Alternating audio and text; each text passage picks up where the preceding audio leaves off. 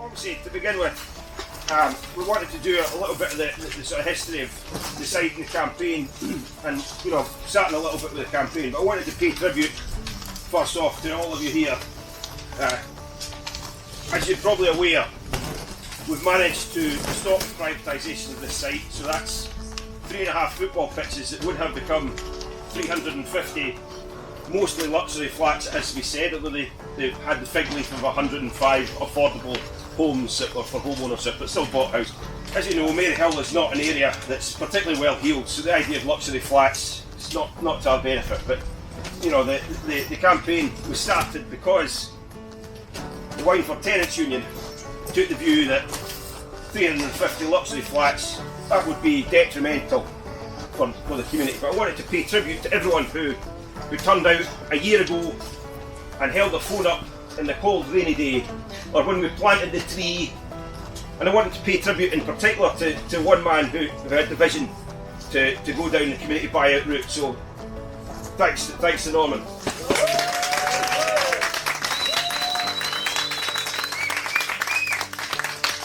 During the canvassing for this event, we did chat with a lot of doors. We found repeatedly 6 or 7 people in the Wynford who'd been decanted from flats here at Stirrat Street and Collina Street. Over the road at Cumberland Drive, when we were chatting doors there, we found people who'd been decanted there from this area. So wherever we went, we found people who'd been decanted from here when the flats were pulled down. Now, we know that the area suffered from a lack of investment, but also there's a historic injustice there. We were finding people who'd been kicked out of their house 2-3 times because of housing demolition. So it's very important as we go forward that any houses here are built for the future, built to last time. But I wanted to bring David in to talk about what we were looking to do here. So this land has been under community occupation since the Rent Tenants Union began the campaign, as Nick said, a year ago, to prevent the council from selling this land for luxury flats and port housing. And we've won the first battle. We've won the first scrap here. We've gotten to postpone their sale, which is quite exciting. And when we got here a year ago, we decided, or we knew we had to occupy the land. We knew we had to make a presence here. We had to make ourselves a permanent fixture. And we thought, why not grow a garden? Make it a living, breathing, growing space. It was the obvious step for myself. I've done a bit of gardening in the past. For a barren piece of land with some decent looking soil, or so we thought, we figured why not. Myself and a few others are keen gardeners, but a lot of us do absolutely. We wanted to grow food in the ground, and if you go up and see the garden, you'll see the big dug area.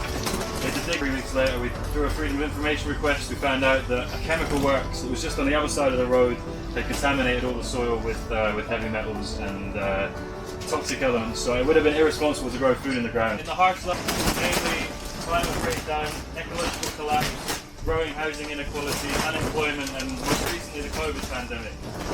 The council's port housing and luxury flat plans are part of that problem. Unsustainable buildings, heating and construction are responsible for 39% of all carbon emissions, with poor heating making up 28% of that figure. The other 11% comes from the costs of bad building methods. Just the sheer amount of waste emissions generated to make the stuff our buildings are made from. It doesn't have to carry on like this. And actually carrying on like this is causing poverty in cold homes.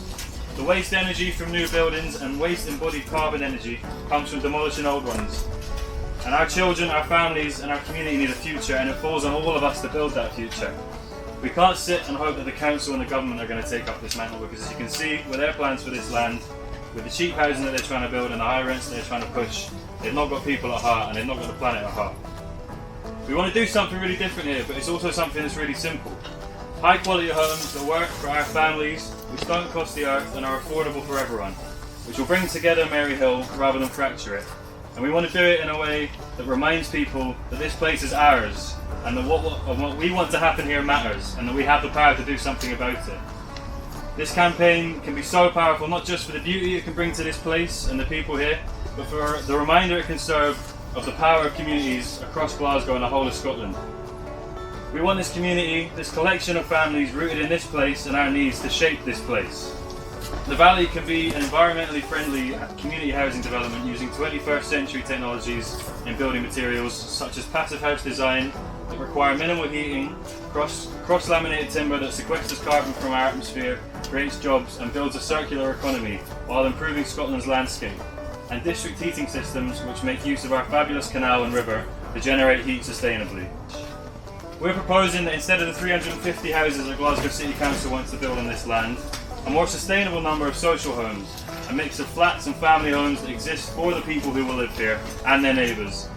Social homes designed by and for the people of Maryhill, fighting climate change and housing insecurity. Do we want that beautiful and funny future for our families and people living in Maryhill?